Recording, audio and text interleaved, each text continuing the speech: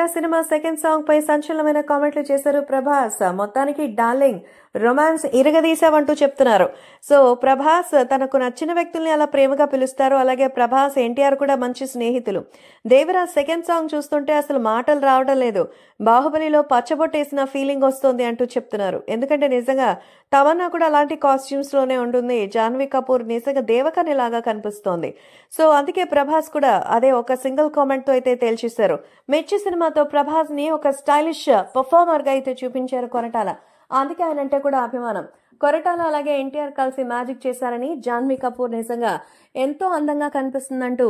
So ప్రస్తుతం రత్నవేలు గారి cameraman పనితనం గురించి చెప్పేంత వయసు కూడా నాకు లేదు, బట్ హీఈస్ మెస్పరైజింగ్ అంటూ చెప్తున్నారు మన డార్లింగ్ ప్రభాస్. సో మొత్తానికి దేవర ఆగమనం అయితే అయిపోయింది. ఫియర్ సాంగ్ తో భయపెట్టి రొమాంటిక్ సాంగ్ తో అందరినీ మెస్పరైజ్ చేస్తుండడం చాలా ఎక్సైటింగ్ గా అనిపిస్తోందంటూ ఎన్టీఆర్ దేవర సాంగ్ కి సంబంధించి తన రెస్పాన్స్ ని అందించారు డార్లింగ్ ప్రభాస్. సో ప్రభాస్ ఎంతో చక్కగా కొరటాల శివని కూడా మెచ్చుకోవడంతో మరి కొరటాల ఎప్పుడు ఎలాంటివి చేస్తారైతే అసలు ఇమాజిన్ చేయలేం.